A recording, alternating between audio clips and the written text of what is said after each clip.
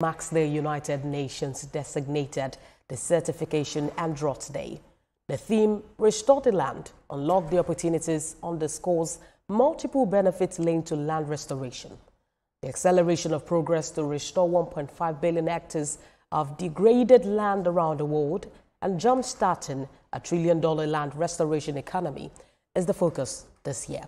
The Executive Secretary of the United Nations Convention to Combat Desertification, Ibrahim Thiaw, says land degradation and drought are major disruptions to global economic stability, food production, availability of water, and better standards of living.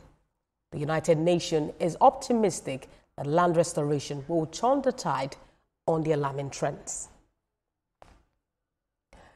To look at this climate challenge is the Executive Director, Rev. Development Initiative, Philip Jackal.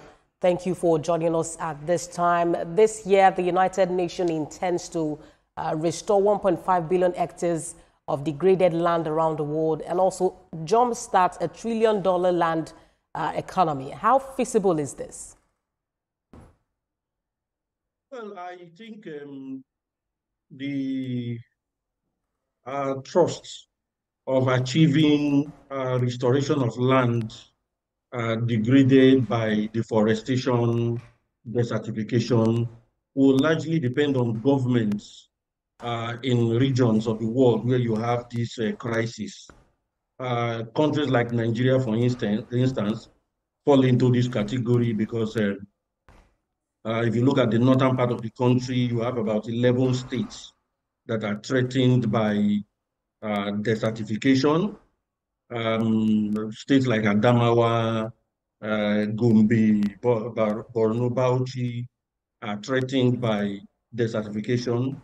And it is because of this challenge that you also have the drying up of the Lake Chad. The Lake Chad was about 25,000 square kilometers in the 60s. It is less than 1,500 square kilometers as we speak today. And of course, it has grave implications.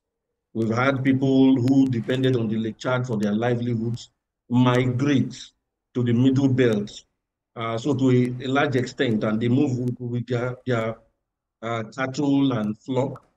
So to a large extent, some of the crises we see in the middle belt is also as a result of this, desertification, which has robbed people of their livelihoods, robbed people of their land, and forced them to migrate. Oh. And some of the states that you mentioned are also major producers of food crops in the country. It's great that this conversation is coming at a time that the United Nations also aims to achieve zero hunger by 2030, which is just 5 more years from now. But what's the implication of this for global food security and also achieving this by 2030? Well, is it feasible? That's a big question. You have to look at the indices on ground. What are the different nations impacted doing? Look at Nigeria, for instance.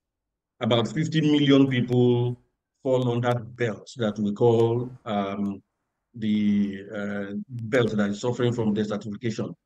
Well, there's this initiative, the Great Green Wall initiative that Nigeria was supposed to implement. What is the status today? About 50 million people are currently, facing this challenge we are talking about.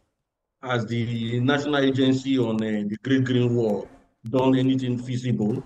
It had a target of 2025, which is this year, to build a resilient ecosystem within those states I mentioned earlier.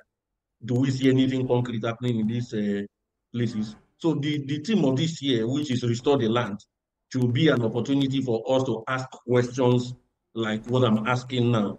What is our government doing to ensure that we build a resilient ecosystem in the parts of the country suffering desertification, so that we don't move into a crisis that we cannot manage? Because that, like you have just rightly said, is the food belt. The crisis, the insecurity we are talking about, look at what's happening in Benue and that agri. It is because people are moving from the northern part of the country suffering desertification to the middle belt, which has some green, vegetative cover.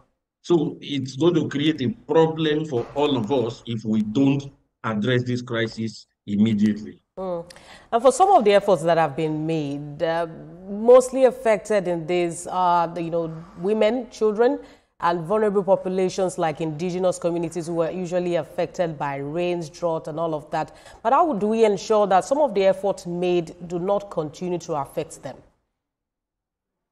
Well, the starting point is to start asking questions and start pressuring government. Like I mentioned earlier, in 2015, the National Agency for the Drinking Water was set up. Now, what that agency was supposed to do is to build this ecosystem which will guarantee that our people are able to farm and derive livelihoods from these environments. And if they are not doing that, you are going to create more destitutes in the northern part of the country. You are going to create a food crisis because that's the belt. You are going to create a security crisis as is already happening. People are already battling themselves in the middle belt because of the scarce, land that is available to grow food to feed Nigeria's teeming population.